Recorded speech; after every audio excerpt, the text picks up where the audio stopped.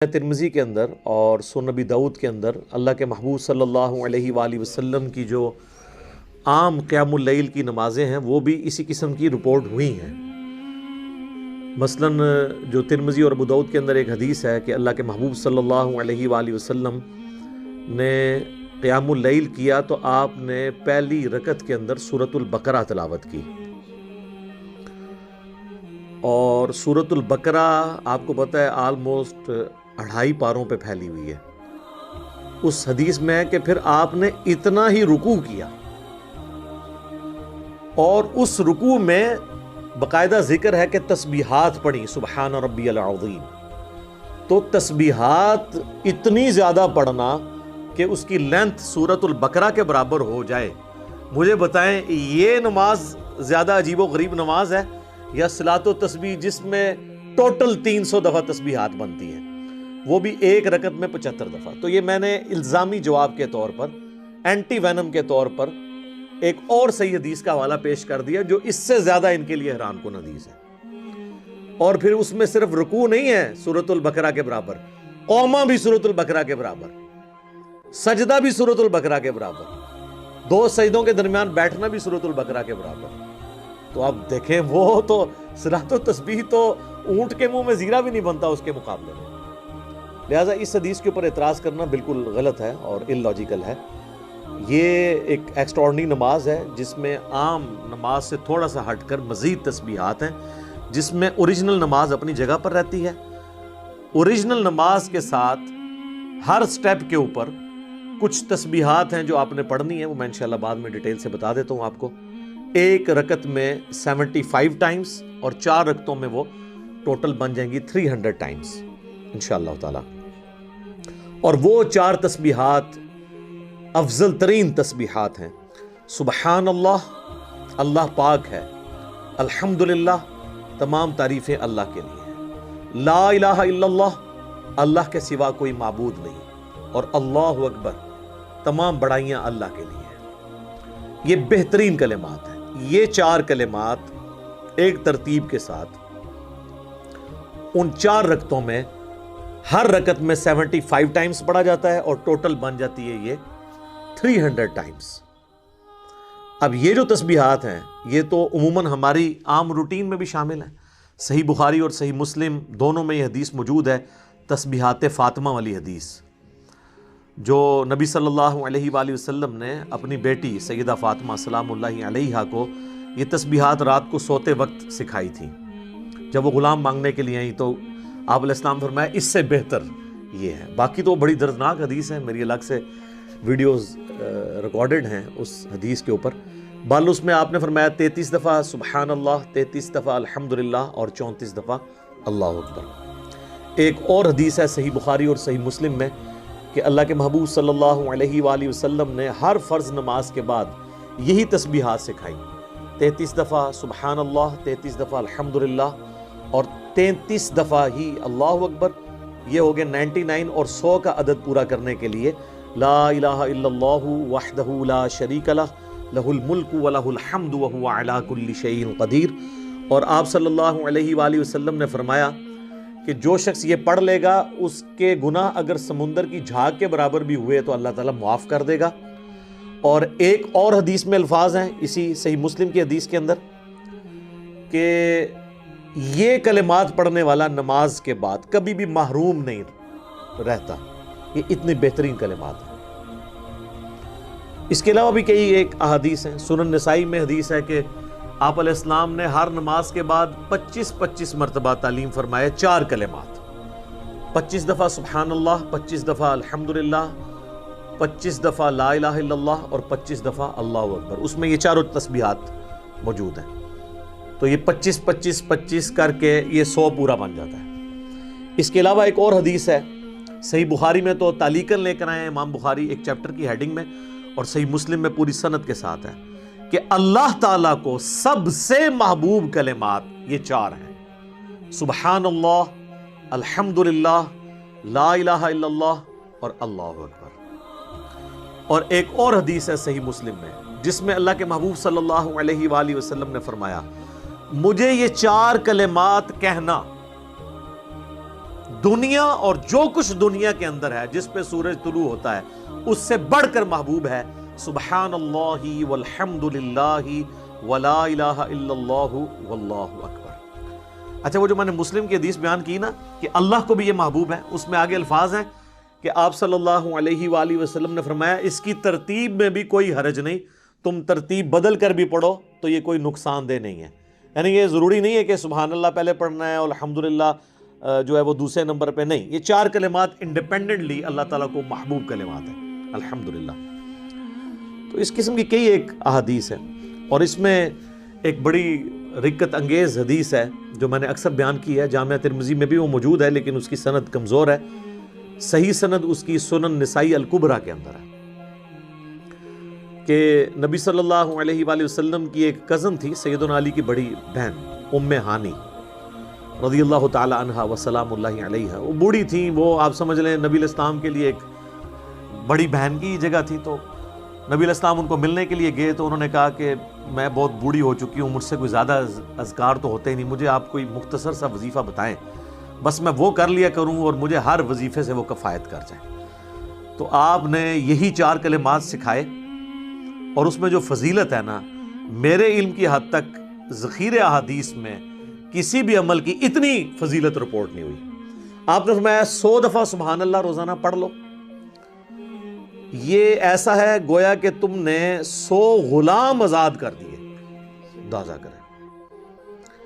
یعنی اگر آپ ایک روزہ توڑیں نا، بخاری مسلم میں آتا ہے، تو اس کے بدلے پھر آپ کو ایک غلام آزاد کرنا ہوتا ہے، اور غلام نہ آزاد کر سکیں تو 60 مسلسل روزے، تو ایک غلام آزاد کرنا گویا 60 روزے رکھنے کے برابر ہے، اور 100 غلام 60 6000 بن گیا، 6000 روزوں کے برابر۔ اور پھر فرمایا کہ 100 دفعہ پڑھ لو الحمدللہ، گویا تم نے 100 گھوڑے اللہ کی راہ میں جہاد کے لیے بھیج دیے۔ 100 دفعہ پڑھ لو اللہ اکبر، تو گویا تم نے 100 اونٹ اللہ کی راہ میں نحر کر دیے۔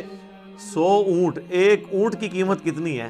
پاکستانی 1.5-2 کروڑ روپیہ بن جاتا ہے 100 اونٹوں کا، اگر 1.5 یا 2 لاکھ روپے آپ لگائیں تو 1.5 سے 2 کروڑ روپیہ بن جاتا ہے اللہ کی راہ میں صدقہ۔ اور آپ نے فرمایا کہ 100 دفعہ لا الہ الا اللہ پڑھو، تو سر لا الہ الا اللہ کا تو مقابلہ کوئی نہیں کر سکتا۔ فرمایا زمین و آسمان میں جتنی جگہ ہے نا، یہ سب کی سب بھر دے گا ثواب سے 100 دفعہ لا الہ الا اللہ پڑھنا۔ تو یہ چاروں کلمات اکٹھے صلاۃ و تسبیح کے اندر موجود ہیں، اس سے بڑی صلاۃ و تسبیح کی کیا فضیلت ہو سکتی ہے؟ الحمدللہ۔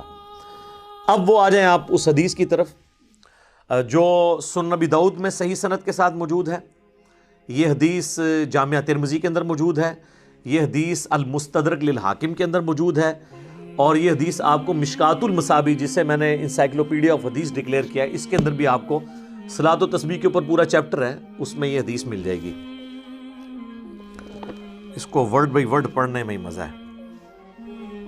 اچھا، یہ حدیث سنن ابن ماجہ میں بھی ہے، اور اس حدیث کو میں نے پہلے بتایا کہ امام مسلم نے بھی صحیح کہا، ان کے شاگرد نے ان سے نقل کیا ہے، امام ابو داؤد نے صحیح کہا، امام حاکم نے صحیح کہا، امام ذہبی نے ان کی موافقت کی ہے، شیخ البانی نے، شیخ احمد شاکر نے، اور شیخ زبیر لزئی رحمہم اللہ اجمعین، سب نے اس حدیث کو صحیح کہا ہے۔ یہ ورڈ بائی ورڈ ابن عباس رضی اللہ تعالیٰ عنہما سے روایت ہے کہ نبی صلی اللہ علیہ وآلہ وسلم نے اپنے چچا عباس بن عبد المطلب سے فرمایا، اے چچا جان، کیا میں آپ کو کچھ عطا نہ کروں؟ کیا میں آپ کو کچھ عنایت نہ کروں؟ کیا میں آپ کو کوئی خبر نہ دوں؟ کیا میں آپ کو 10 خصلتیں عطا نہ کروں کہ جب آپ ان پر عمل کریں تو اللہ تعالیٰ آپ کے اگلے پچھلے، قدیم اور جدید، بھول کر کیے گئے یا جان بوجھ کر کیے گئے، چھوٹے یا بڑے، پوشیدہ اور ظاہر، تمام گناہ معاف فرما دے گا۔ سبحان اللہ، یہ سارے کے سارے گناہ۔ اچھا، اس میں بعض لوگ اعتراض کرتے ہیں کہ یہ اگلے پچھلے تو بھی اگلے تو چلے ہو چکے، جو پیچھے ہونے وہ تو بھی کیے نہیں ہیں۔ یہ محاورتاً بات ہوتی ہے، اگلے پچھلے سے مراد ہے سارے۔ اب جن کو عربی لنگوسٹک سے واقفیت نہیں ہے، ہم اپنے محاورے میں بھی اس قسم کی کئی باتیں کر دیتے ہیں نا، تو اس میں کوئی ایشو نہیں ہے۔ اور وہ پھر آپ نے فرمایا وہ 10 خصلتیں کیا ہیں، وہ نماز میں جو 10 چیزیں تھی وہ آپ نے گنوائی. وہ یہ کہ آپ 4 رکعت نماز پڑھیں، ہر رکعت میں سورہ فاتحہ اور کوئی دوسری سورت پڑھیں. جب آپ پہلی رکعت میں قرات سے فارغ ہو جائیں اور ابھی قیام میں ہوں تو 15 دفعہ پڑھیں سبحان اللہ والحمد للہ ولا الہ الا اللہ واللہ اکبر، یہ پڑھ لیں. پھر رکوع کریں اور رکوع میں یہی تسبیحات 10 دفعہ. پھر رکوع سے سر اٹھا کر یہی تسبیحات 10 دفعہ. پھر سجدہ کریں، سجدے میں 10 دفعہ. پھر 2 سجدوں کے درمیان جب بیٹھیں اس میں 10 دفعہ. پھر دوسرا سجدہ کریں اس میں 10 دفعہ. اور پھر دوسرا سجدہ کرنے کے بعد بیٹھ کر بھی 10 دفعہ. اس میں جلسہ استراحت بھی آ گیا ہے. اس حدیث سے بھی جلسہ استراحت ثابت ہوتا ہے.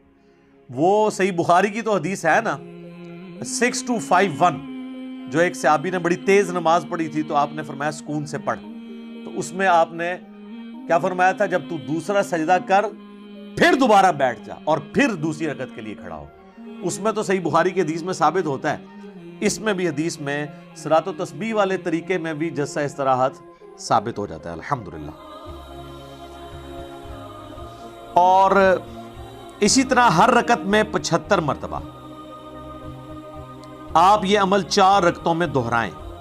اگر آپ ہر روز اسے نہ پڑھ سکیں تو کم از کم ہفتے میں 1 دفعہ پڑھ لیں. ویسے یہاں لفظ ہے ہر جمعے کو، لیکن عرب کے محاورے میں جب بولا جاتا ہے نا ہر جمعہ تو اس سے مراد ویک ہوتا ہے. جس طرح ہم ہفتے کے لیے سیچرڈے کا لفظ بھی استعمال کرتے ہیں اور ویک کے لیے بھی ہم اس کو ہفتہ ہی کہتے ہیں. اگر ہر ہفتے نہ پڑھ سکو تو پھر آپ مہینے میں 1 دفعہ پڑھ لیں. اگر ہر مہینے نہ پڑھ سکیں تو سال میں 1 دفعہ. سال میں بھی نہ پڑھ سکیں تو زندگی میں کم از کم 1 بار اس نماز کو ضرور پڑھ لینا. کتنی بڑی، یعنی نبی الاسلام نے کس حد تک اس کی ترغیب دلائی ہے. اچھا اب اس کو ذرا سمجھ لیں. یہ جو نماز میں اوریجنل جو نماز ہے وہ اپنی جگہ رہے گی، بیچ میں تسبیحات ایڈ ہوں گی ہر رکعت میں 75 دفعہ. اور اس کا طریقہ آپ علیہ السلام نے کیا فرمایا کہ نماز جب شروع کی پہلی رکعت ثنا پڑھی، سورۃ الفاتحہ پڑھی، اس کے بعد سورت کے بعد 15 دفعہ پڑھنا ہے. بس یہ ایک جگہ ہے جہاں پر آپ نے 15 دفعہ یہ تسبیحات پڑھنی ہے سبحان اللہ والحمد للہ ولا الہ الا اللہ واللہ اکبر. باقی جتنے سٹیپ آئیں گے نا پوری رکعت کے اندر وہاں 10 دفعہ ہے. تو ظاہر ہے کہ 6 مزید سٹیپ آئیں گے.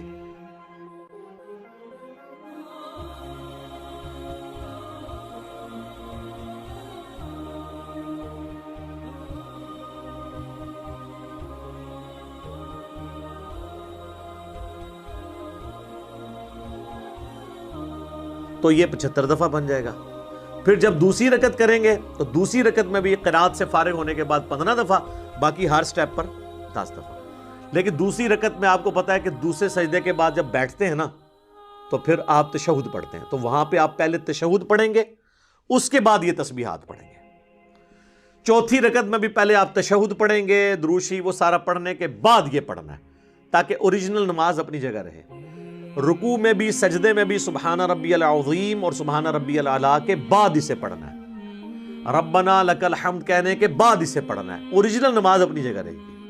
اور یہ کچھ فقہی احکام و مسائل تھے جو جامعہ ترمذی میں جب امام ترمذی اس حدیث کو لے کر آئے ہیں تو انہوں نے عبداللہ ابن مبارک سے جو امام حنیفہ رحمہ اللہ کے شاگرد ہیں یہ سارے مسائل نقل کیے ہیں کہ ان سے کاؤنٹر کوسچن ہوا کہ جب یہ نماز ہم پڑھیں گے تو ہم نے سبحان ربی العظیم کے بعد پڑھنا ہے یا پہلے؟ تو انہوں نے کہا سبحان ربی العظیم اپنی جگہ پڑھنا ہے، اس کے بعد اسے پڑھنا ہے. اوریجنل نماز اپنی جگہ رکھنی ہے اس کے بعد.